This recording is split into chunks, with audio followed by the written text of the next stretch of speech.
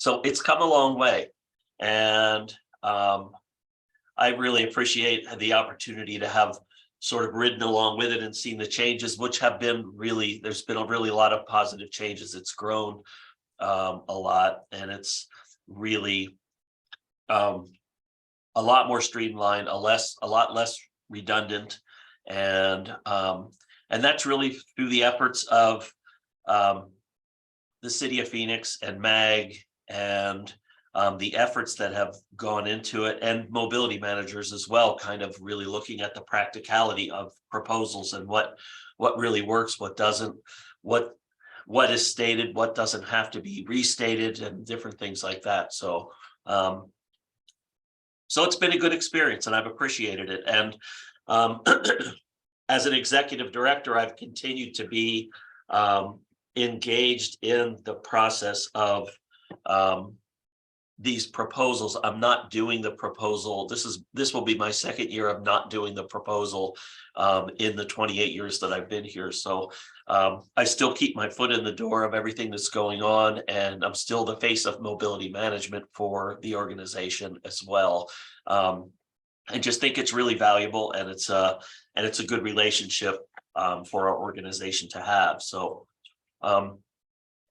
why I provide this support, I was actually asked to provide this support because Chandler Gilbert ARC, our proposals have always ranked really highly among all proposals. And for any of you that already do the proposals right now, you'll know that many of the proposals, I mean, the committee has to take a look really strategically and very specifically at each proposal and see which ones make the most sense, are on point, on message, follow the grant guidelines, and different things like that. And as I mentioned, we have always ranked really high in doing the proposals. And so we were actually asked, I was asked to do this training several years ago, and I've been doing it on an annual basis, and trying to sort of update it each year. So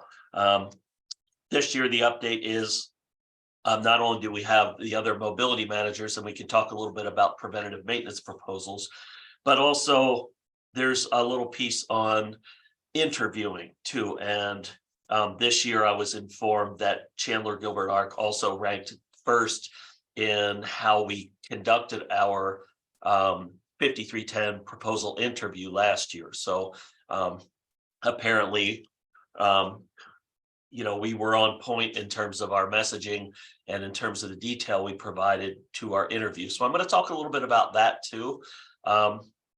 And lots of other things. And as I mentioned, I prefer this training to be as close to really being sort of interactive to the best degree that it can be, because I'm okay talking, but I don't like to talk constantly. So if you guys have questions, especially if there are people out there that maybe have never done a proposal or are fairly new, less than 5 years, something like that, all that stuff really makes a difference. And there's some real keys, in my opinion, to what makes a successful proposal. And in looking at our history in terms of our ranking and stuff, I think we have a lot to offer there. So next slide, please.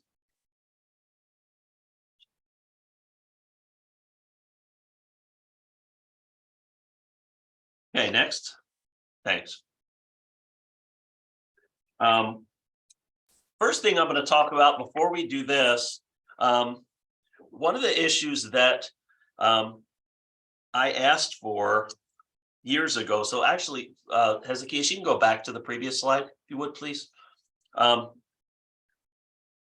Ranking issues. So when I went to put this training together, I contacted Wendy Miller and said, what are the things that the people that are evaluating the proposals look at that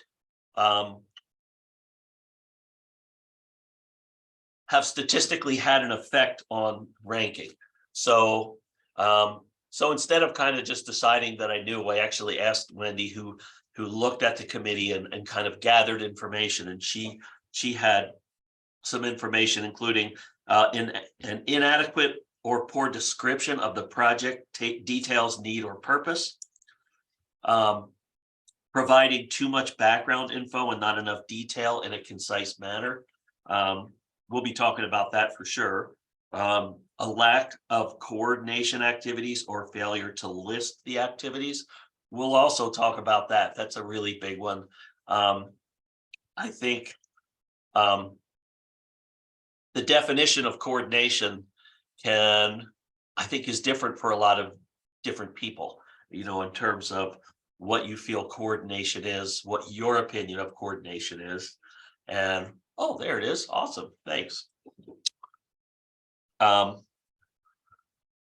And so really looking at coordination activities and keeping track of what those activities are and making sure you say what they are, because coordination is a big aspect of this proposal. And there's a lot of leeway in terms of how you really define what coordination is. For example, this training right now is definitely coordination. This counts. You're learning about coordination. You're learning about the proposal. You're learning about the language. You're asking questions, right? You're asking questions. This all counts. That all counts as coordination. So in thinking about that, you're out in the community and you meet with a business owner, or you meet with somebody about supported employment or competitive employment. You're interacting with the community. That employment is going to involve some kind of transportation. That's coordination. So keep those things in mind. You go to a chamber event because your organization is part of the chamber in whatever city you're in. That's coordination. So really be thinking about that, and don't sell yourself short on the amount of hard work that so many of us do. So that's another real big example. Presenting newer creative project ideas without meeting with MAG or Phoenix for technical assistance. That's really significant too. There's a lot of great projects out there. And the really nice part about this is that MAG in the city of Phoenix, for us, and I think for a lot of providers, have been really open to looking at creative ideas, as long as they somehow tie back to coordination and transportation and different things like that. And so the one thing that they have a hard time with is not being talked to about it first. So like really asking, Wendy is who we've dealt with in the past. I'm not sure what her job is now, but I think she's still pretty closely tied to transportation. And Dee Dee Hezekias, anytime we have any kind of issues or we're really looking at something as far as coordination goes, and as far as creative projects go, they've always been really helpful, but it needs to be something that you talk about first. So you'll always get an ear if you have an idea. But tossing something out there too, especially when you consider that your newer creative idea is going to go to a whole committee of people, you want to know that a couple people that are maybe part of that committee, like Dee Dee, for example, she needs to know what that project is before it goes to that committee. So if they have questions for her, then she can be a voice and kind of represent what your request is. So and we'll be talking more about sort of clarity on the proposal and things like that as we go through things. Cutting and pasting the same information, you got to watch out for that. People look at proposals from the year before to see if anything's different, and in many cases we all do that some. I mean, your agency is your agency. You were established the same time you were established. Your mission is probably going to be the same. So there are certain things that you do that you certainly can cut and paste, but that's just to keep you from having to rewrite absolutely everything, but make sure that for everything that you cut and paste, you go in there and you move information around, you add information, you take information out to sort of represent your year, your last year, where you're going. Are you moving forward? Have your values changed? Have you added programs? Have you taken programs away? Different things like that. Because you'd be surprised at how many people remember what you put in, and they'll look to see, because they want to feel like you as a person submitting the proposal is putting effort into it, and really it's really thoughtful in the way that it works. And then lack of understanding of the federal requirements. Keep the handbook handy, keep looking at it. Look at the requirements, look at the language that's used in the handbook. The people on the committee know that language. They might not know what an ISP is, or the PRC if you're working in intellectual and developmental disabilities, but they know proposal language and they know handbook language. So, any questions so far on any of this ranking stuff? Okay, next page.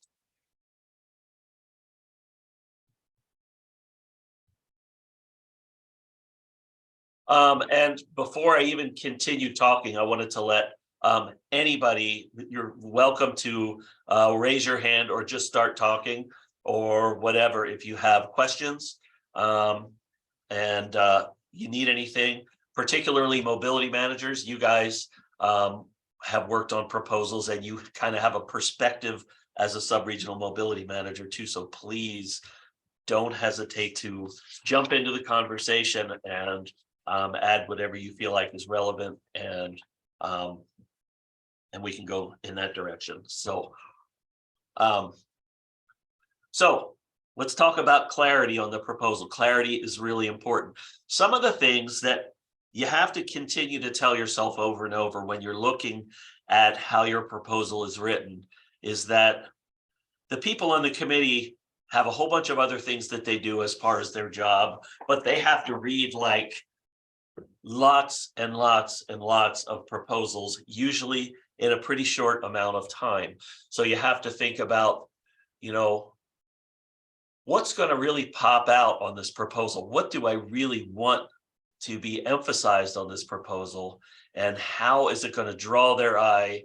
And, a lot of the stuff we put in to the proposal, you don't want to leave anything out. You want to make sure you're really making a statement about your organization and how great you are and what good work you do, which you have that opportunity to do that within the narrative, but then you have to look at where is the real specific ask part in the proposal. Is it in the beginning? Is it in the middle? Is it at the end?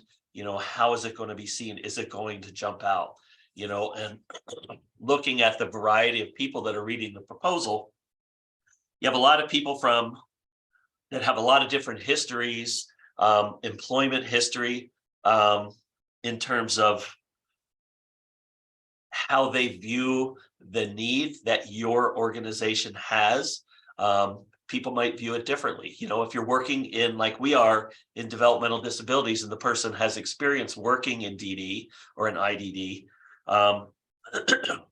they might really look more closely at your program or your ask. But if maybe there's another person that spends more time with homelessness, and then they think, well, people with disabilities that are in programs, it's really great that they have that program, but they're not homeless.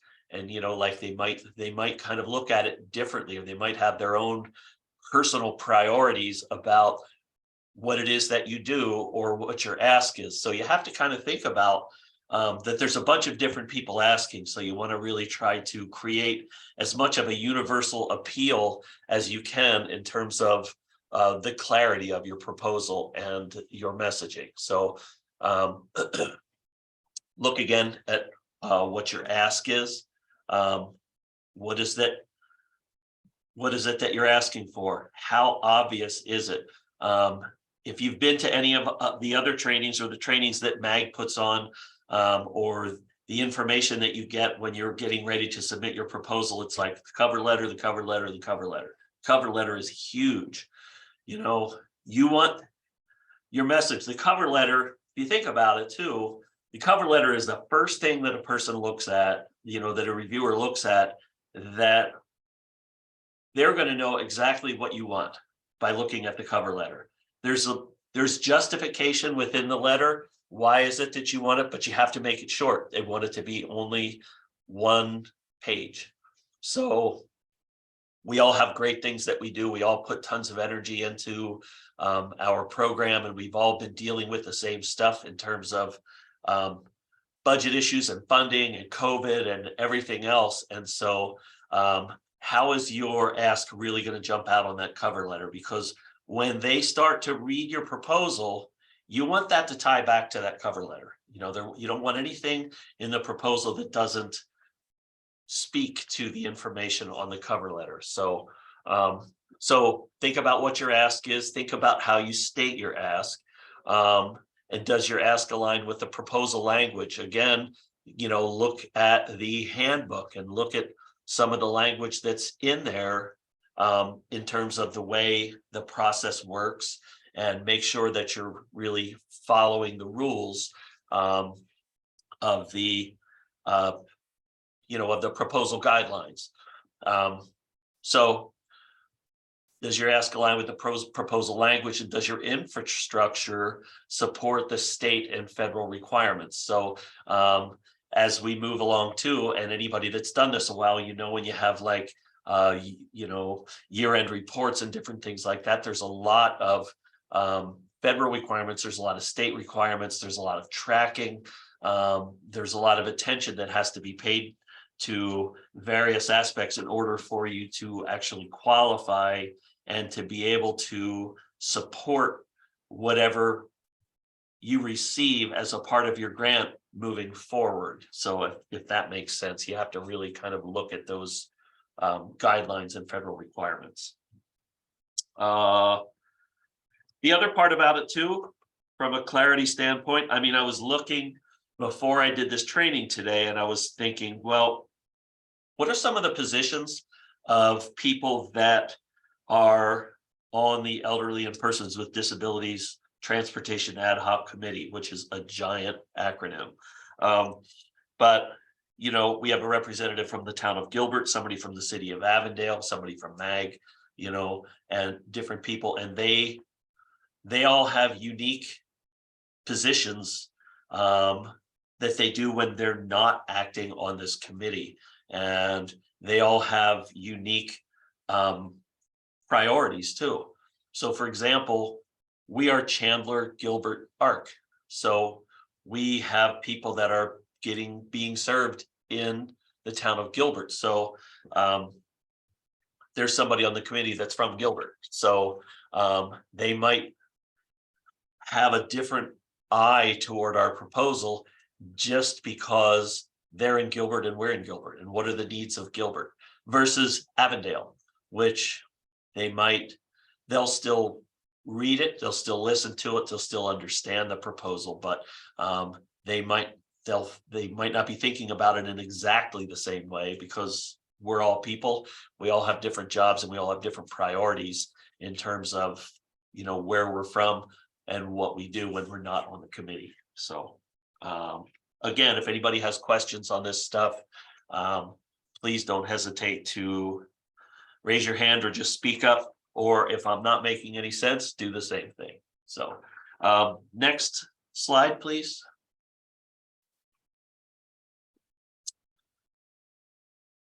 Okay, so consistency. I think consistency is really important, and I don't know, you know, in terms of writing the proposal, up until last year, I always wrote them from really one end to the other.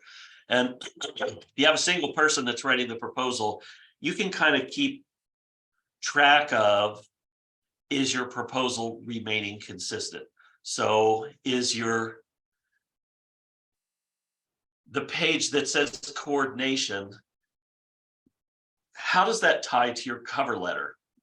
How does it tie to the language on your cover letter? Is there reference made? Because really what you want people to do is read the proposal and then be thinking, oh yeah, cover letter. Oh yeah, cover letter. Because when it's all said and done, you want somebody to be able to, you want to be able to ask a person on the review committee, okay, Chandler Gilbert Arc, what is it that they're asking for? And you want them to know that. I mean, they need to know that. Your proposal needs to be set up in a way to where they know what it is that you want, without having to go, oh gosh, I don't know. I read a whole bunch of these proposals. I am not even sure, you know. But I think when you look at how the consistency of your language and the consistency of your messaging from one end of the proposal to the other, it makes a huge difference, that you're referencing the same thing. So for example, let's say you're talking about, okay, here's a good example. So our organization stopped doing center-based employment a couple of years ago. So our big push is on community employment and integrated volunteerism and different things like that in terms of our day services. Okay.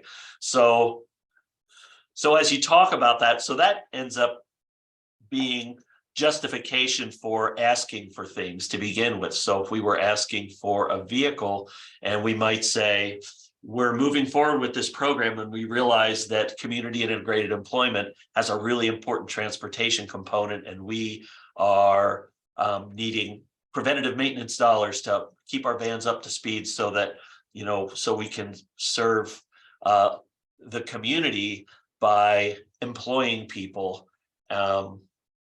And that's part of your cover letter. Well, when you get to coordination, for example, on your proposal, and it talks about what's the coordination that you're doing. Well, you're not only coordinating by talking with other 5310 providers or applicants, you're also coordinating with members of the community through your community integrated employment efforts. So you're out there and you're interacting with the community, you're coordinating with them to make sure that transportation happens for the person that you're supporting. And if you can get that message about what's on your cover letter in that section, or if you go to the page that talks about describe your organization, talk about where you're going now. What are you doing this year? What are you doing moving forward? All of that stuff makes a difference, and the sections all should tie together. Everything ties together. There's one big message, that's your mission and what is it that you're doing and why are you asking for money or vans or whatever, Any questions on that? Okay. So how easily is your ask able to be articulated by the readers? Again, be careful with acronyms. It's kind of funny. We had a board meeting a couple of months ago, and after the board meeting, we do the minutes and we send the minutes out to all the members of the board, and we have a new guy on the board that said, I'm not into your industry, and he gave me a list of like 6 different acronyms that we used on the minutes and said, do you think maybe you could use like a cheat sheet or something and tell us what all these things mean, because I can't really truly review the minutes and give you my opinion on the minutes when I don't know what ARPA stands for, or I don't know what ISP stands for, or I don't know what HRC stands for, or different things like that. So it's really good to be careful with those acronyms.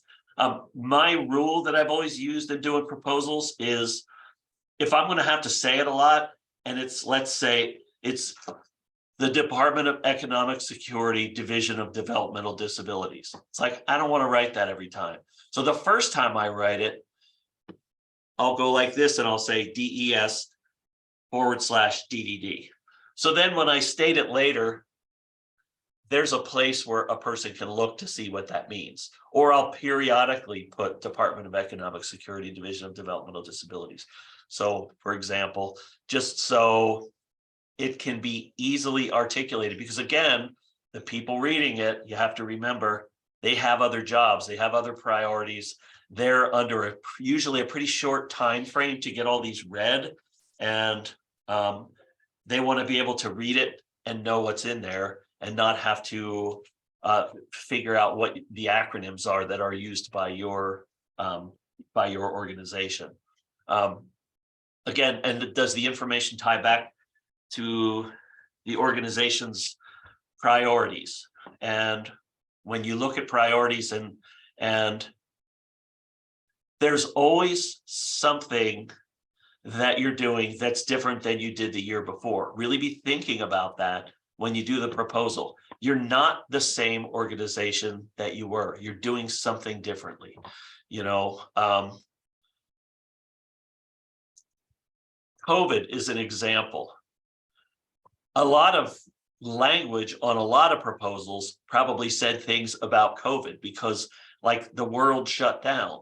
So how did you manage during COVID? You know, like, that can be part of your messaging. It doesn't always have to be all the brand new stuff that you're doing. It's great. You should have always something that you're doing that's different and forward in, you know, showing forward momentum. But also there's a lot of realities that are out there too that are faced by all providers. And that is things like funding and COVID and trying to find staff and, you know, recruiting issues and personnel and costs, you know, and different things like that. Those are all things that are really, that's real stuff. And we're all facing that. And it's okay to put those things into your proposal.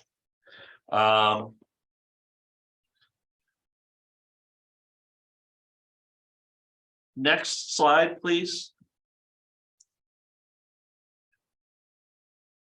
Okay, does your ask align with your priorities? Again, your cover letter should say that it does. You should make sure your cover letter aligns with your priorities. You know, that whatever it is you're asking for, this is the reason why we're asking. And it's really good to set a positive tone about your ask too. So, for example, I mean, I always try to tell people to try to create an optimistic tone to the ask, even if it's something that's really a challenge. So obviously, the cost of fuel has gotten so high. It's a little better than it was, but it's still really high. And the cost of groceries are high, and the costs of so many things are high for many reasons.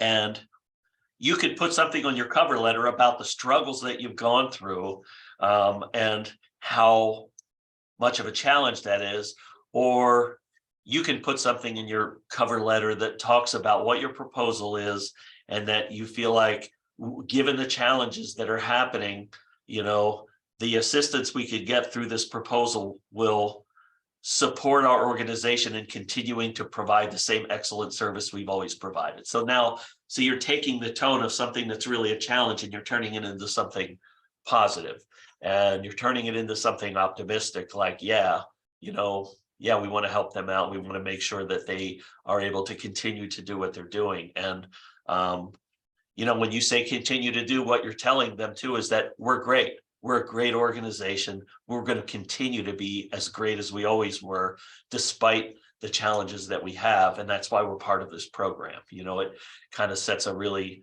optimistic tone of the ask. What are the goals behind the ask? Again, what are you doing to move forward? What kind of changes are you making? You know, with us, as I mentioned, you know, we have a real sharp push toward community integrated employment and also integrated volunteerism. We have like 5 new volunteer things that we're doing now, all of which involve community access, you know, having a reciprocal relationship with the community, meaning you're giving something back to your community, and people are interacting with their community, becoming a part of the community.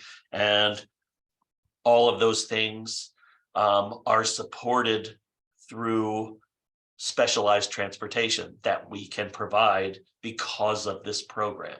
Not that we can't provide it if we don't have the program, but we will be providing it, and having this program supports us in doing that. So if you kind of get my tone there, it's kind of like everything is optimistic. It's all positive. It's all optimistic, without being.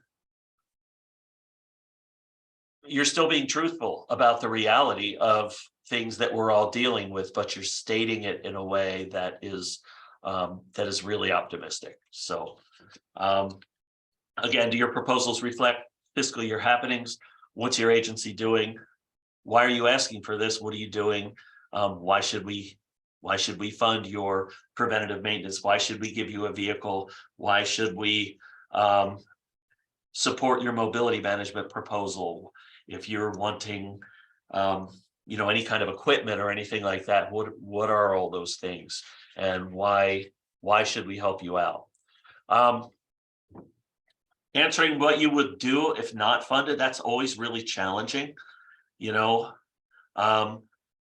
and quite honestly, it's a difficult question to answer, but people want to know on the committee that you're dedicated to your mission, and that you'll evaluate your goals as an organization based on the amount of funding that you get, and your mission and your priorities are to continue providing the same level of service or a greater level of service, and that you will review that if for some reason you're not funded, or if you're partially funded.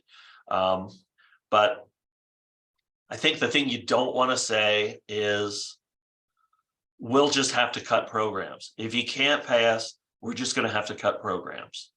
Because we all know a statement like that can be really construed as being felt like we're trying to now corner the people that are looking at the proposals or some kind of thing like that, which is challenging. And that could be the reality too. It could be that you really might not be able to do that, but you don't know really what you're going to do if you're not funded. You know that you're going to have to take a closer look at it. You're going to maybe have to look at alternative funding sources to support your project or program. You might have to look at how it's set up to see if you can do it in a more efficient way or some kind of thing like that. But if you're dedicated to it, say you're dedicated to it without regard to funding, because if you say you're going to have to cut the program if you don't get funded, I don't believe that it's going to make people feel more motivated to actually provide funding to you. Any questions on that or opinions? Feel free to disagree with me too, for sure. This is just, a lot of this stuff is just my opinion and my experience from years of doing proposals. But what are some of the questions, or I'm sorry, what are some of the other avenues that people have stated on their applications with regards to not being able to be funded? Like, how has that question been answered in the past?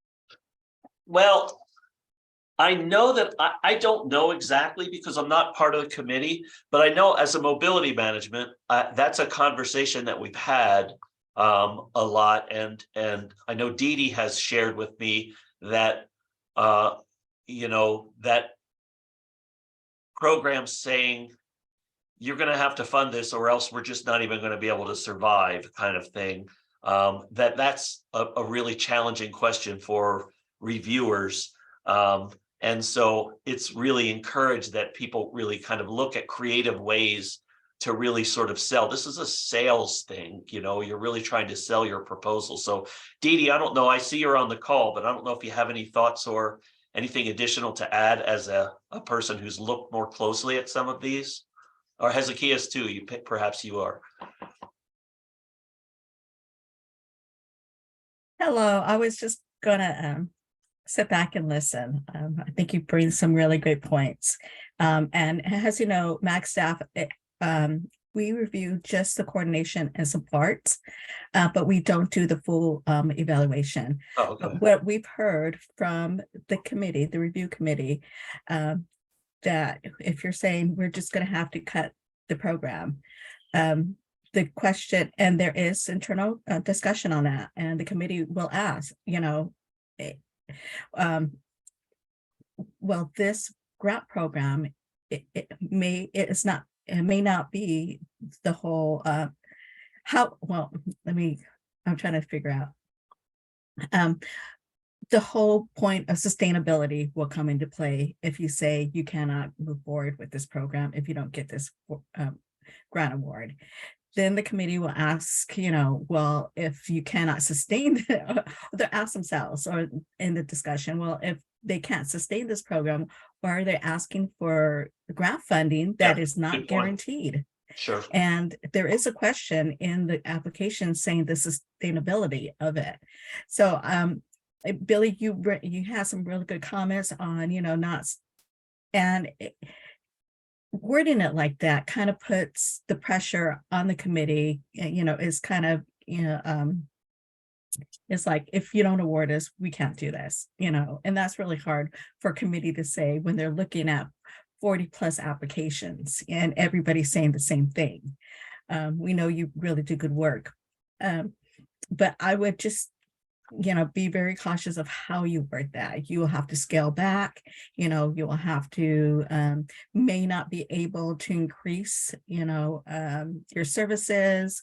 You may have a wait list. You may not be able to, work or provide services to.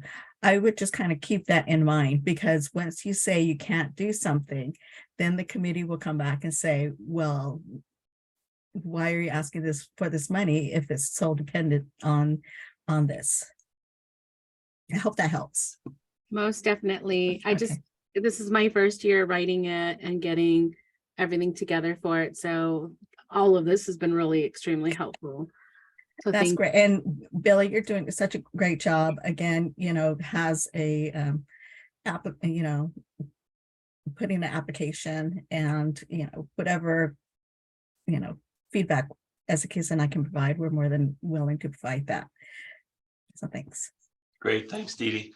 That's a really good point, especially the sustainability part, because you will find a place on the application that says, how will this program or project be sustainable over time? Meaning, okay, if we give you money now, are you just going to close it down if we don't give you money every year, kind of thing? So you want to be looking at that sustainability with anything. And really, if you're not funded, you don't really know that you're going to have to shut the program down.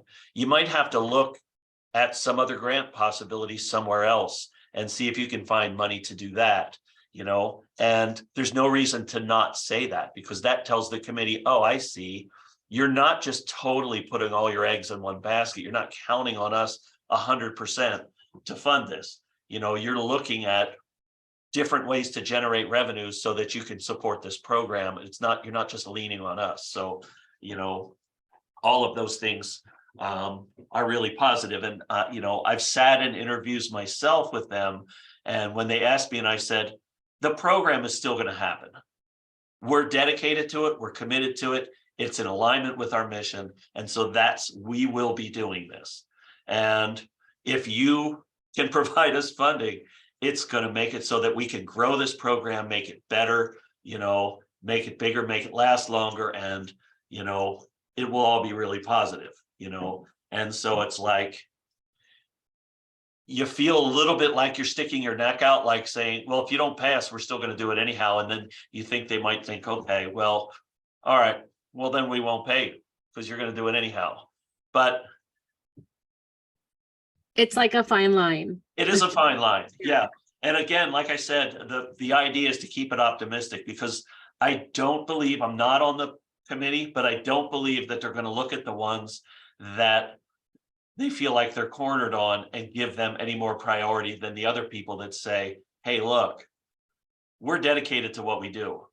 We're going to make it happen. We hope that you'll help us. We hope that you'll partner with us to do this, and then that makes them feel like, cool, it's a positive, becomes a really positive relationship in that way. So thanks for the question. It was a really great one. Thank you, Billy. Sure thing. Anybody else? Any other questions or thoughts? Okay, next slide.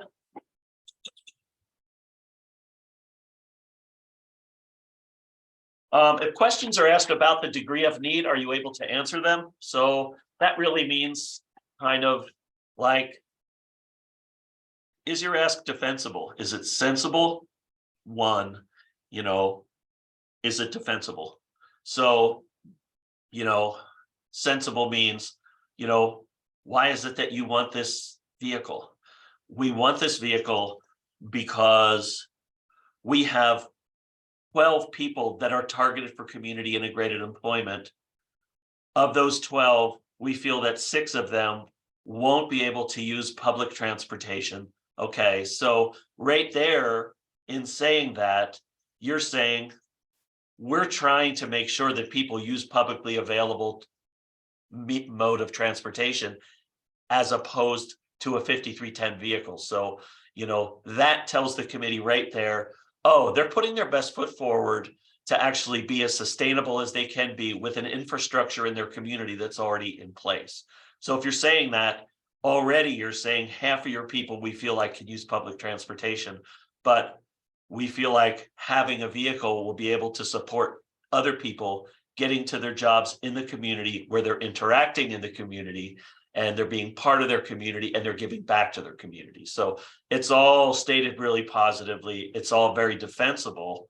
And it's already set up in a way to where you're using the infrastructure in your community to support that. And you never know, there could be somebody on the committee that works for Valley Metro and they want to know that you're using Valley Metro. There has been in the past, I don't know if there is now, but in the past I've gotten questions like that, like, what are you doing to teach people to use the train or the bus, which tells you, yeah, we're not totally counting on this program, but we have a lot of folks that we support that have complex medical or behavioral or personality issues and things like that, and they just have to have the kind of support that we can provide.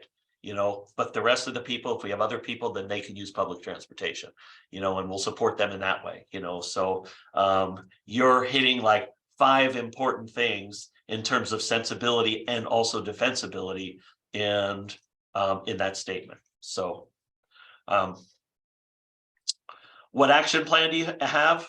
How are you going to do all this? Do you have any dates set up? What in particular are you going to do? Are you setting up a new program? Does the program have a name, et cetera, et cetera? How defensible does your ask need to be, and how will you defend it if you are asked? So again, defending it, it's all about really being able to say, this is what our ask is. This is what we're seeing, and what kind of data do we have to reflect that as well? So for example, Miriam, as a new person doing a proposal, for sure, my habit has always been through the years to write everything down, keep notes. Why am I saying this the way I'm saying it? Why am I asking for this? What kind of information do I have that if somebody said, well, I see that you already have 5 vehicles. Why do you need a 6th vehicle? How old are the other ones? What kind of mileage do they have on them? How many people have you gained in your program in the last year? How many do you expect to gain in the upcoming year? What's your project going to be? What kind of contacts have you made? Where are you at in that process moving forward to where you can say, yeah, well, this is why we need the vehicle. We have 2 of the 6 vehicles that we have more than 150,000 miles on them. And we have also a new program that's somewhere far away or whatever. And we need reliable transportation in that area. because they'll be driving a lot of miles. And they're also people that really require specialized transportation. So you're defending it like in 4 or 5 different ways if you need to. So any other questions? Okay. Next slide, please. Specificity of language. So this is a big one for me. If a title asks for a specific response, address it verbatim. Okay, address it as it's written. So if they say, what are your measurable indicators? Don't just say what your measurable indicators are. Say our measurable indicators are, and then list what they are.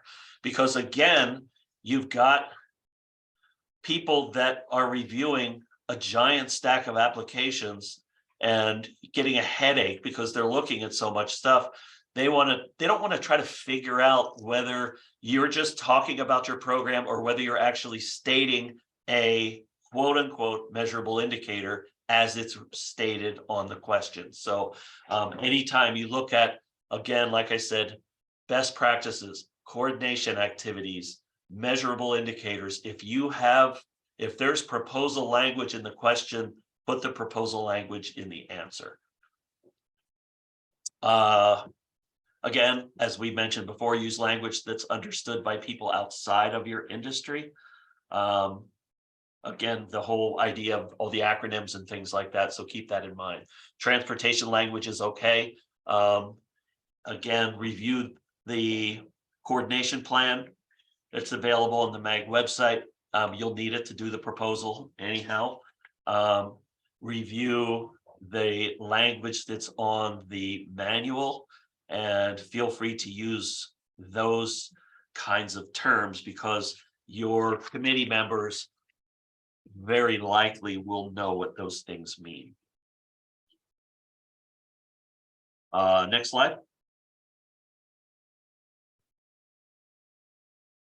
So there's a lot of federal requirements that go along with applying for a vehicle, and kind of just really being aware when you're going into this of the kind of issues that go along with that. Okay, what kind of insurance do you have to have?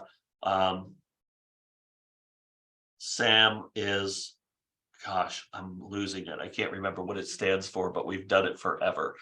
But you have to make sure that your SAM status is up to date. And if somebody can remember what SAM is, please tell me. System for Award Management. Thank you, Charles. Yeah, that's a federal thing that you have to have in place. And your organization, you have to apply for it and you have to keep it updated. And that has to be in their milestone progress reporting. You have to do one of them at the end of the year. Title VI. It's all the rights, all the Title VI rights things. You have to have your Title VI manual, Title VI information posted, Title VI complaint process. It has to be in various languages and things like that. Has to all be there. ADA, all the ADA requirements, because these are all federal things. Federal inspections, repair and maintenance requirements, accident reporting, coordination efforts. Again, as we mentioned before, what is coordination? Coordination is going to a TAP meeting. Coordination is listening to me talk. And coordination is also talking back. You know, if a survey comes your way, do the survey. And then somewhere in your proposal, put that you did the survey, because that somebody might count that as coordination. If you talk to someone in the community on a transportation related topic, it's coordination. If you belong to your chamber in your city where you are, and you go to a chamber meeting and you describe your agency and say that you do transportation, that's coordination. So don't sell yourself short on all the hard work that you do as an organization. And like I said, probably something else I haven't thought of. So, and ask questions, you know, always ask for help. I know that when we were doing Title VI, all our Title VI stuff, there's all kinds of Title VI templates that you can access, that folks at MAG and the city of Phoenix will help you to get those documents together, and will support you in submitting them as they're supposed to be submitted, and making sure that they pass and your policies reflect the federal requirements and different things like that. Which is always kind of tricky too, because in some cases, the federal requirement really applies more to transportation than anything else. So how does that apply to the majority of the people you support in your program?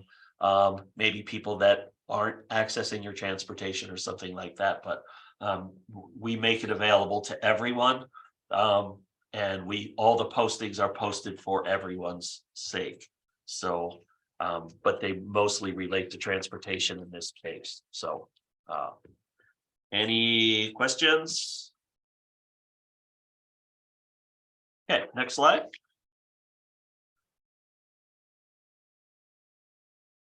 So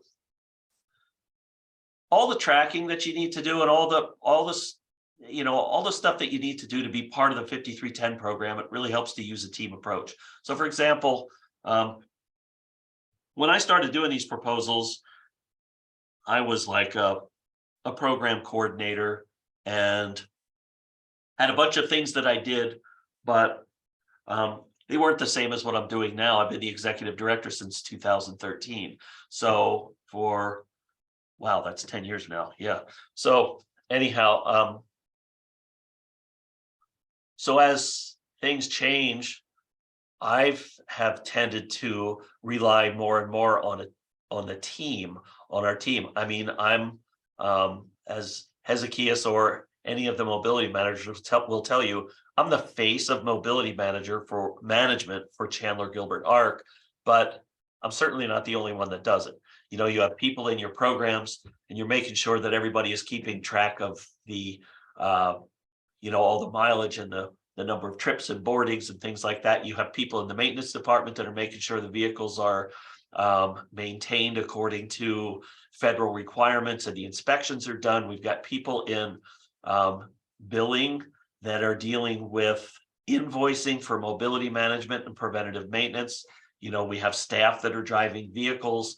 We have supervisory people that are making sure that things are getting done, and we have accident reporting policies. So people that work on writing policy are doing that, and all of those things that are together. So it's really a team approach when you really look at involvement in the 5310 program. You really want to make sure that you sort of have that kind of buy-in from your organization to continue to be part of it. With us, we've been doing it so long that it's just like part of who we are. It's part of our infrastructure. And we also do, we have a whole vehicle sharing program that we developed and that I do trainings on all the time. And we have people that are also part of that program in terms of if somebody wants to borrow our vehicle, how it's dispatched and how they get the keys and how we make sure they get trained. And then we have people in human resources that make sure that the person that's borrowing the vehicle has a up-to-date driver's license and a clean driving record, and et cetera, et cetera. So there's all kinds of pieces of that. So you want to really make sure that you have the investment of your organization to sort of take on the, all the issues that come along with having that kind of a relationship through the program. I've set up systems to track related activities throughout the year. I should have shared this, but I don't really have to. I think I have like a spreadsheet that just has dates, activities, and the amount of time that they took and who was involved. So what I do, and sometimes I forget to post to it, but as I do various things relating to 5310 or relating to coordination, I'll just put them on this spreadsheet that has been going on for years. It's like pages and pages long. But when you come to the end of the year and it's time to like write down your coordination activities, you can either look through your calendar or you can look through this page and you can say, oh yeah, that's right, I talked to this person about this, I attended this meeting, we did this, we had this phone call, I talked to somebody, you know, I got a call or I got an inquiry from somebody about transportation. You know, it's all related activities. So sometimes it really helps to validate that ask, because then you can go through and say, I did this on this date and it took this much time or whatever, you know. So that kind of thing can sometimes really help.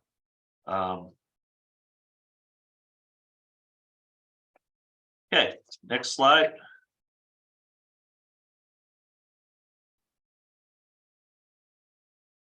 Ensure that all aspects of the proposal tie back to your mission, your strategic plan, your core values, your continuation of services, grant guidelines, and community and civic responsibility. So, you know, you should always be able to defend anything you say, saying that it ties back to your mission or your strategic plan, because your strategic plan should also tie back to your mission and your values. That's all part of your plan.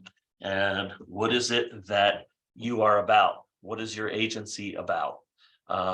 What and how can this program support your vision or your strategic plan or your mission, while also supporting the grant guidelines?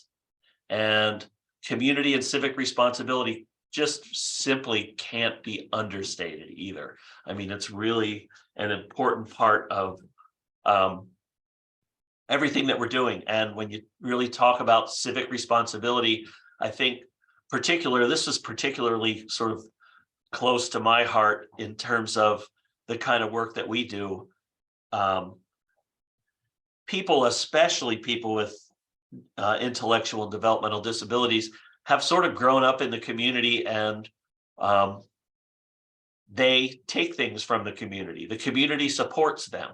We have whole programs that do nothing but support a person with a disability so that they can interact and be part of their community. And we go out and we meet with people and we set things up and different things like that. Well, when you kind of try to reverse that and say, what are the people in my program giving back to their community? What are they doing for their community to make their community a better place? And people that review your grant, they love to see stuff like that. They love to see that your organization is not just receiving support from the community, they're providing support to the community. They're giving something back to the community. We have civic responsibility to do that. And it's obviously a great training opportunity for the people that you serve in your agency too, teaching them that we have a responsibility to our community in many different ways. So becoming part of volunteer programs really helps, whether they're, volunteering with, a homeless shelter or a soup kitchen or a food thing, or with elderly people or something environmental, a company like Trees Matter or something like that, where you're doing tree planting or some kind of thing like that. That looks really great for your organization in many different ways. If you're applying for other sources of funds and support through other channels other than 5310, people knowing that you're giving something back and you're being responsible community members, that's really positive. So make sure that your proposal speaks to your civic responsibility and what you as an organization provide for the community, and not just for the people that you serve.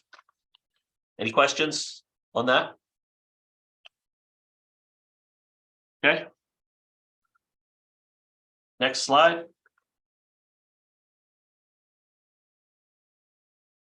So we're going to talk a little bit about the preventative maintenance applications. And next slide. Okay, so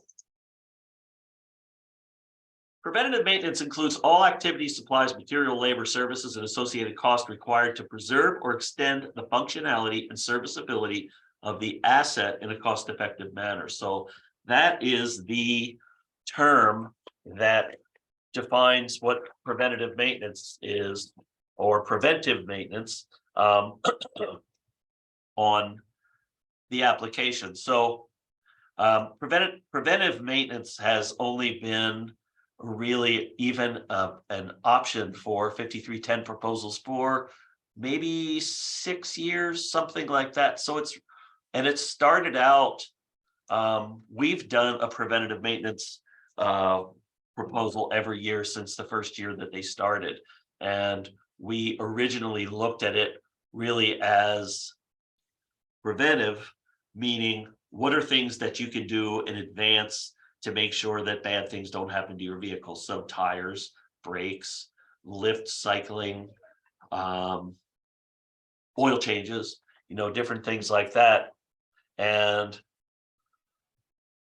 all of which made a lot of sense. But then we realized that preventative really also talks about anything that you can do to preserve or extend the functionality and serviceability of the asset, i.e. the vehicle in this case. So it makes a big difference. So preventive maintenance, there's a lot of that it now has expanded to really being lots of different things that support the vehicle continuing to function. So and it doesn't have to be that it has to be done before something happens. So for example, like I said, in the old days of doing preventive maintenance, we do brakes and tires and things like that. The brakes were okay, but we want to make sure that they're okay. The tires are okay, but we want to make sure they get replaced when they get replaced. Well, preventive maintenance now, if you have general repairs that are needed, most of them will fit into the category of preventive maintenance. And that includes also things like catalytic converter covers and changes. And if your catalytic converter gets stolen, like so many of them are, that is a preventive maintenance billable fix that can be done on your vehicle. And then there's all kinds of other things too. Insurance premiums or insurance deductibles. If you have insurance, you get something fixed and you have a deductible, you can bill PM money to cover that, as long as the service that was provided through the insurance is something that qualifies, and many different things. And I know Justin and Eric are on here too. Would you guys like to add anything about that? Yeah, Billy, thanks. This is Justin McGregor from STARS. So, and when you're filling out your preventive maintenance application, you want to take a deep thought into what you're asking for when it comes to funds for your preventive maintenance. Don't just give a ballpark figure out there. Actually figure out what your need is. If you're a new agency applying for the first time, how many vehicles do you currently have?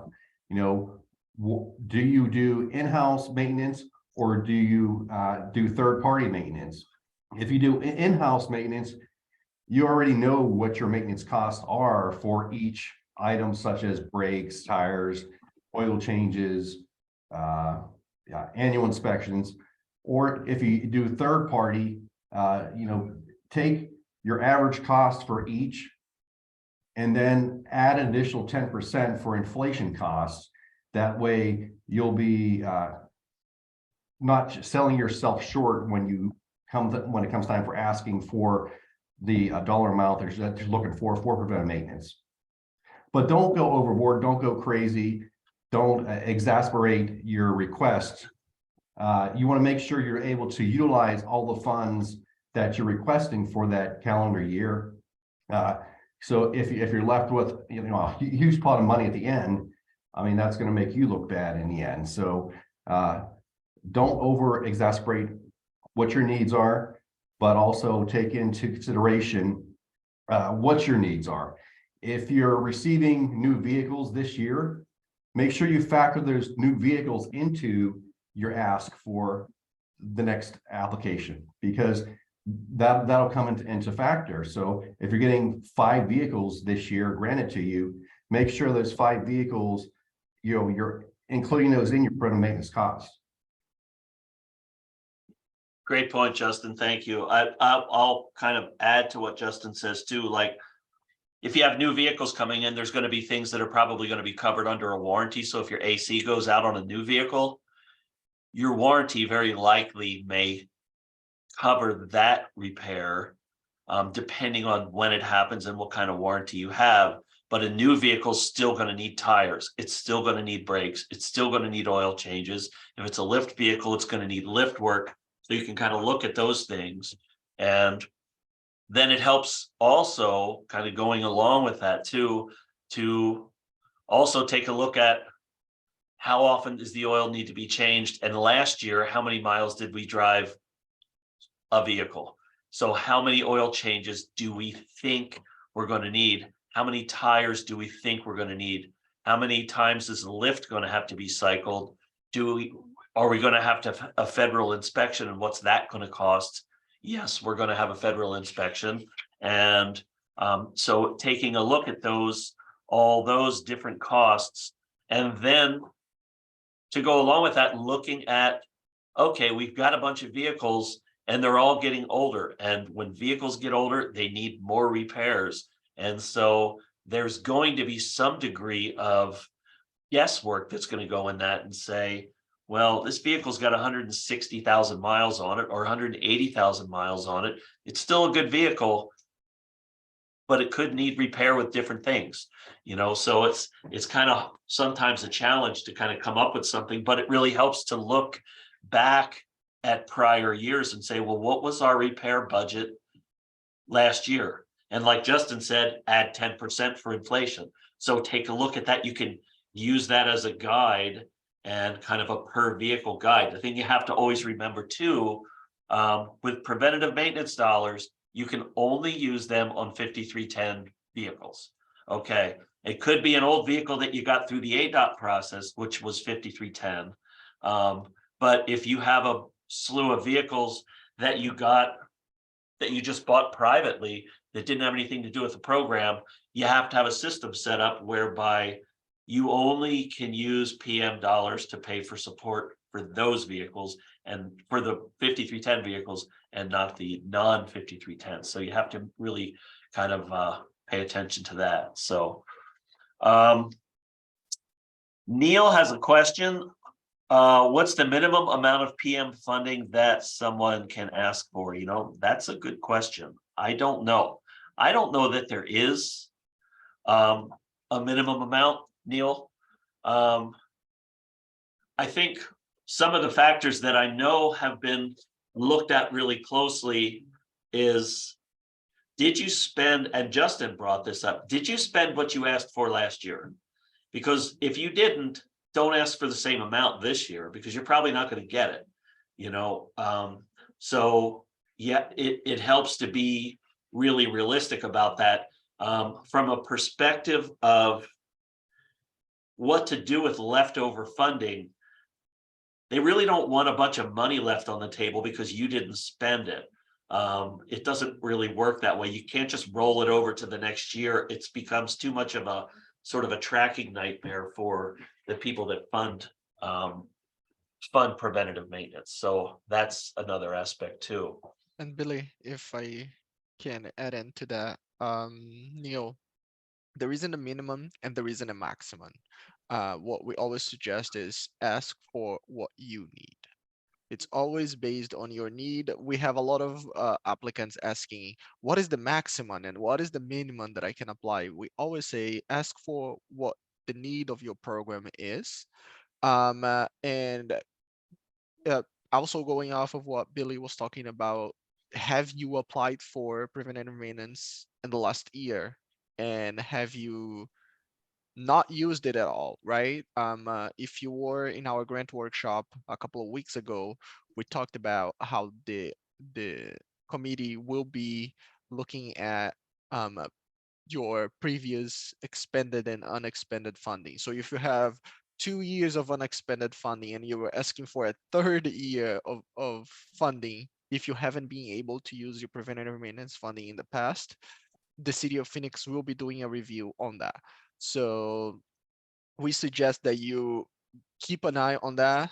If you don't know if you have any expended funding, unexpended funding left, you can always contact the city of Phoenix at section 5310 at phoenix.gov, and they can give you the breakdown of what you have left on your preventative maintenance, and they can help you understanding how much you have left or not. And if you don't have anything left, that's good news. It shows that what you've been requesting, you've been using. So keeping that standard might be a good way to move forward, and maybe even increasing if you feel like after spending all of the funding, you could have had more funding available for your preventative maintenance.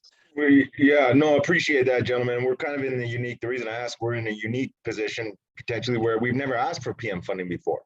So I mean, all of our 5310 vehicles are fairly new. So to avoid all the problems you just explained, we don't want to ask for a whole whack that we were not going to use because they're 2019s and 2020. So we're thinking, I don't know, maybe ask for 5,000 and use it, of course. But we just wanted to know, is there a threshold under which you can't ask for it? But that answers the question. Yeah, no, there isn't an answer. In relation to the question that you have new vehicles and you were not sure of what was the cost, I know that in December we had a meeting with the sub-regional mobility managers, and they talked about how they go about planning ahead for their costs. And I will leave that for Billy and Justin and any other one that wants to chime in how they plan. And I think Billy already touched on that a little bit on looking at previous years and putting maybe inflation rate on the costs of their maintenance of vehicles, but I'll leave that for the mobility managers. I think, thanks Hezekiah, and Neil, thanks for the question too. I've kept kind of a running, like when I first did preventative maintenance, I contacted the vendor that we normally use that does our maintenance and stuff and said, how much is an oil change? I contacted Discount Tire. How much does a tire cost? I looked at, rates for various things and thought, okay, well, we intend to drive the vehicle, and you can use previous years, but if you have a lot of changes going on in your program and you're estimating that you're going to be either driving more or less, then you can say, okay, we think we're going to need 4 oil changes in a 12-month period. Well, an oil change quarterly. We're going to need that. We're going to need 1 change of tires, and we're going to need 2 brake jobs or 1 brake job or whatever. We're going to need some front end work. We're going to need this, that, and the other thing. We know we're going to need those things. And then we think we might have some other general repairs. And so we're going to ask for a little bit more in case somebody steals our catalytic converter, or we want to get catalytic converter covers put on our vehicles so nobody does steal them, or things like that. So it has helped me immensely to sort of write that down and then go back through that document and say, well, is this, our mechanic still charged the same amount for an oil change as he did last year? And kind of look back through that. Are tires still the same price? And then to change those amounts accordingly. And then also look at the fact that my vehicle is now a year older and it's got 20,000 more miles on it. So I'm anticipating some other needs and things like that. So that kind of helps too. It's like, Justin, do you have something to add there? Yeah, I was also going to add, in a general good rule of thumb is for every 3 years a vehicle ages, go ahead and add an additional 7% to your final figures for just general maintenance costs that may arise because the vehicle's aging. Cool, great idea. All right, any other questions? Okay, next page.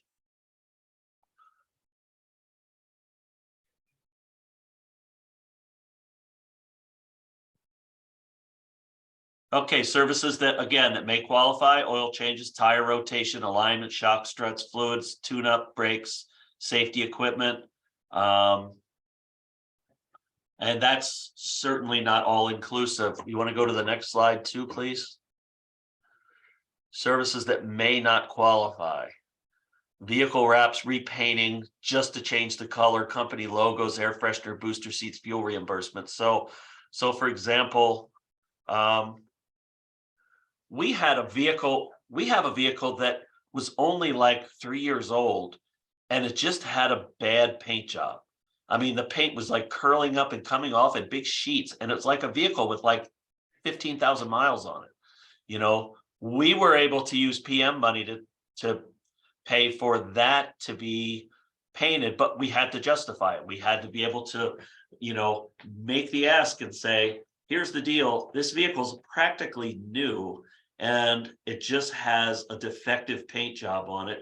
Here's a photograph. As you can see, you know, this vehicle's got a lot of life left in it.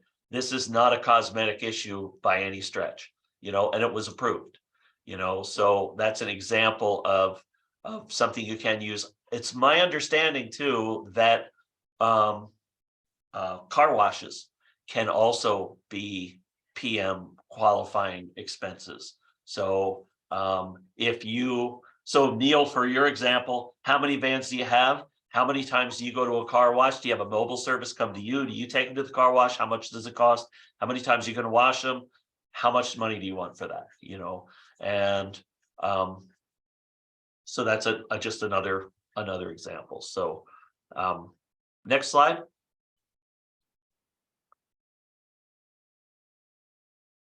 There you go. Bottom line, ask for what you want. And like I said before, I have found people at the city of Phoenix and MAG to be really very flexible about that sort of thing if you can sell your need to them. And the catalytic converters, I think, was a great example. When they started getting stolen, we put a committee together and we got a member of the police department together and we did research on it and we did some presentations and we had some discussion. Then it's like, well, hey, can we get these catalytic converter covers covered by preventative maintenance dollars? Yes, we can. Can we get them replaced if they're stolen? Yes, we can. Can we, if we use insurance to get them done and we have $1,000 or $500 deductible, can we apply PM dollars to that deductible on that fix? Yes, you can. So they've been really flexible and it makes a big difference. So anybody have anything to add? Okay, next slide. Okay, so we're going to talk just a few minutes. We're getting toward the end here, but also wanted to let people know, as I mentioned at the beginning of this presentation, that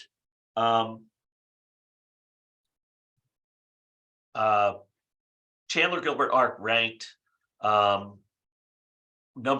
in our interview that we did with the Elderly and Persons with Disabilities Transportation Committee. So I was asked to just put a few notes into this training to really talk about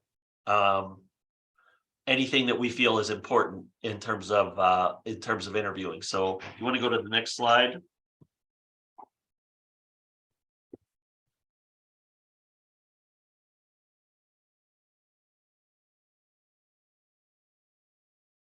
Is there a next slide? Great, thank you. So showing gratitude for the group, the program, the process. So remember, the people on this committee are volunteers, okay? You stand to gain a lot by being part of the 5310 program, whether you're applying for PM, you're applying for a vehicle that you're only going to have to pay 20% of the cost of it, whether you're a mobility manager and you have a certain amount that you can ask for. So, and the people that are evaluating this have a value in transportation, but they also have a whole bunch of other stuff that they do all the time, and they're putting a lot of work into this. And, you know, anytime I've ever done an interview, I always thank everybody for even the program, for us having the opportunity to be part of the program all these years. So, and the efforts that they put forth. Don't spend a lot of time on it, because you'll find that if you haven't already done this interview, you'll find that you don't have much time to really make your ask, but don't forget to include that. Stay within your time frame and be specific and forward leaning, which we really talked a lot about already.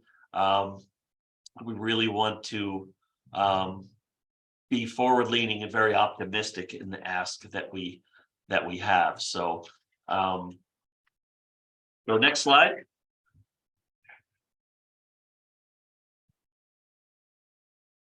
Billy, I want to introduce now Kelly.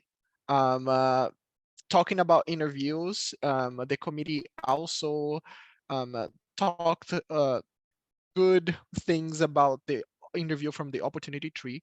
So we invited them to also provide a little bit of their aspects on interview and how they prep and plan for the interview. So we have Kelly with the opportunity tree Oh, here also to give fantastic. a little bit of Thanks, Kelly. Thank you. This was really helpful, Billy. Thank you so much as far as the application goes. I guess I put my first little bulletin here, not to be boastful, but to be optimistic for you guys, is that when I started my position here at the Opportunity Tree in 2017, we had 0 5310 vehicles, none. They bought all their vehicles outright, and we only had 3 accessible vehicles. Now we serve almost 300 members. So 3 accessible vehicles to me was horrible. So now, fast forward 2024, we'll have 24 5310 vehicles and 27 total accessible vehicles. So our total fleet will be 61. We've received the 5310 funding for 4 years. We're not going to go for any more vehicles this year. I think we've got enough until our programs start to expand a little bit. But Neil, my colleague, is on the call, and that's why he was interested in all the preventative maintenance questions, because we've never done that before. And Billy, Justin, thank you so much, because your points are really helpful in really giving us the nuts and bolts of what that really includes. And I'm probably just going to be repeating what Billy has told you guys because he did so well with the interview, but the interview is only 5 minutes. So try and fit all your points into 5 minutes. And I will tell you, last year I got stuck talking. Well, I didn't. I got everything I had to say, but I got so passionate about it that my colleague who was going to present with me got a half a sentence in. So yes, it goes really quickly. You'll think, oh my gosh, I have to talk for 5 minutes. What am I going to say? But it goes really quick. And the people I remember the first couple interviews I did, I was so nervous. Oh my gosh, this is going to be horrible, but it's not. And the committee is so grateful and they're so helpful. The thing to remember about them, and I got a tip, I think it was either from Dee Dee or Wendy when we first started doing this, is they all have very diverse backgrounds in different organizations. And, you know, our acronyms, as Billy touched on in the IDD community, there's so many, and please try not to use those. The other thing, the good tip I got was that a lot of them are used to dealing with big transit vehicles. And I mean, you can imagine the differences between a big transit vehicle and a minivan, right? So if I'm standing up there saying, hey, I've got a minivan that's approaching like 9,500,000 miles, they're looking at me going, why would you need to replace that? Because the big transit buses, they can go 200, 250,000 miles, right? So you kind of have to explain that to them about what it means in your world to wanting new vehicles or why you need the new vehicles. You can do the next slide. And as Billy said, always be grateful. Thank the committee. Give a brief background on your agency and your programs, because it's not just the IDD community that's, you know, doing these proposals. It's everyone. It's Foundation for Senior Living. It's, you know, CAST, the homeless shelter. It's UMOM. It's all these different nonprofits. And you want to give them a glimpse at what your nonprofit or your organization does. And give a background on the need for your vehicles. You know, talk about the or lack thereof, accessibility of your transportation fleet that you currently have. That was a big thing for us the first few years that we were going and doing our interviews, is trying to express to them that we have individuals that live with us, and with only 3 accessible vans, some of them may not get out in the community as much as they could. And so you just kind of have to paint that picture and focus on the impact. Don't just focus on tangibles, like we need 3 buses. But as Billy said in his, you know, as you're writing the proposal, focus on the impact that this increased transportation has on the lives of the people you support. like increased community access. Like Billy, we're doing competitive integrative employment. A lot of our guys can't use the transit system, right? Because they have different abilities and they need different accommodations. So really speak to that, not just, oh, we need vehicles, but, you know, give them an idea or paint the picture of why we would need these. Before and after, discuss what programming and the impact on service recipients it looks like now and how it will be improved with additional vehicles. For us, it was that we could expand our programs. We opened up 2 new sites since 2017 in Maricopa and Avondale. Interestingly enough, though, they're not covered by MAG, they're covered by ADOT, right? In the CAG program. So explain that. We also started a new youth program, which we have new members coming, and we also have other members coming. So explain that expansion and why you need it. And I would just add, again, I don't have to add much because Billy and Justin were so good at this. Talking about what you do if you didn't have it. I remember the first year that we went up and they asked, well, if we don't get this funding, what are you going to do? And my answer was, well, we're going to do what we've always done in the past, you know, is we try to run our vehicles till the very, very end. You know, we try to keep them safe. We try to do preventative maintenance. And we wouldn't be able to expand as much as we could. But again, I wouldn't say, oh, the program's going to fall apart if you don't get the funding, right? Because you need that sustainable piece. So that's all I have today. Does anyone have any questions?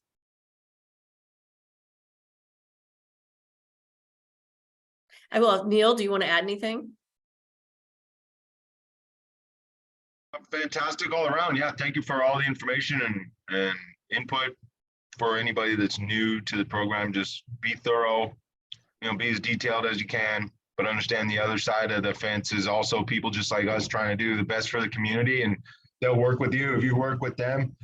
But everybody said it a million times already, and keep the receipts, keep them, organize them. If you got a shared drive, organize them with naming conventions, because when October rolls around and you're asked to report on all this stuff that we're talking about getting, you got to show up with a solid case and a solid portfolio of what you've done and how you've spent the money and stuff. So just keep it organized as you go, instead of a whole whack of to-do lists, you know, late September when the MAG report, milestone report is due in 2 weeks. Kind of just keep it running, keep it current running, keep it organized, and you'll be fine. Excellent. Thanks, Kelly, and thanks, Neil. I didn't have a chance to look at this presentation before I did this, so it was so nice to have somebody jump in and kind of you added a lot and really reinforced a lot of the stuff that we've been talking about too. So thank you so much. Can we go to the next slide then? Oh, I think that's probably it. Finally, remember, what would Homer do?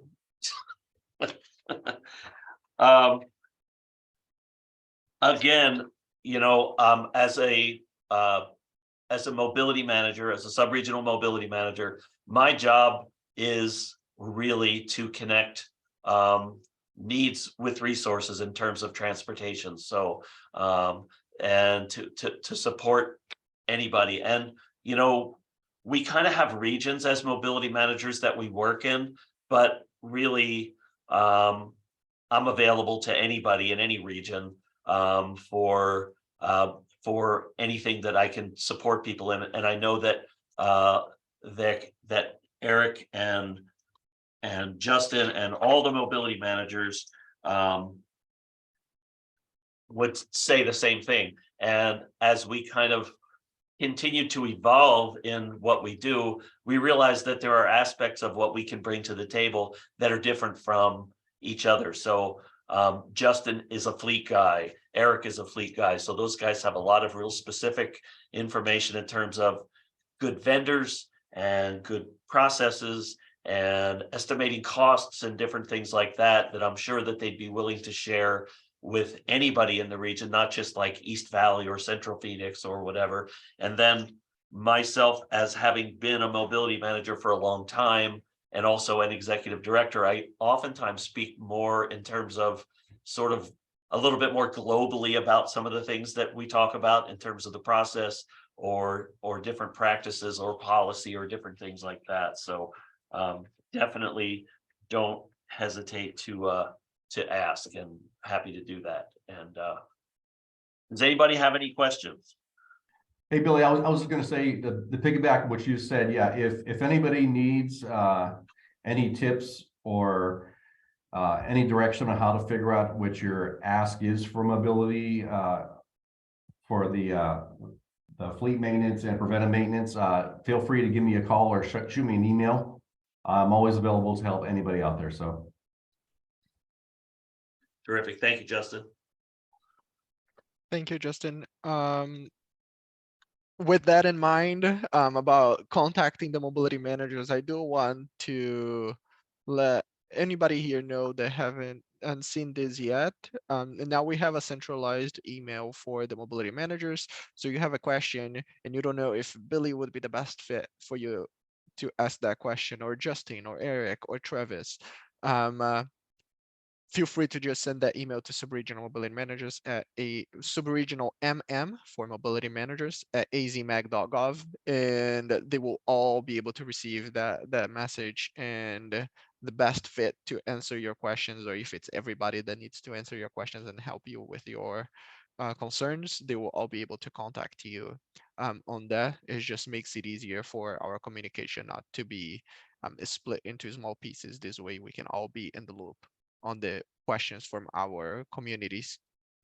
And just a reminder, the application is due on February 27th at noon. So if you're working on your application, make sure that you keep the deadline in mind. We have about $5.3 million available for the grant this year. So keep in mind, and I just want to go back to that slide that said, the bottom line is ask for what you need. Right, ask for what the need of your program is, and if you have any questions of what is the exactly amount of that need, contact the mobility managers and they can help you with that. Excellent. Thanks, Ezekias. Okay, if nobody else has any additional questions, we are finished for this go around. And thanks everybody for attending. Really appreciate it. It's good to have a little dialogue, and really wish you all really the best of luck on your applications for sure. Thank you for all your help and answering all the questions I had. You're welcome, Miriam. Not a problem at all. All right. Take care, everybody. Thank you, Thank everybody. you.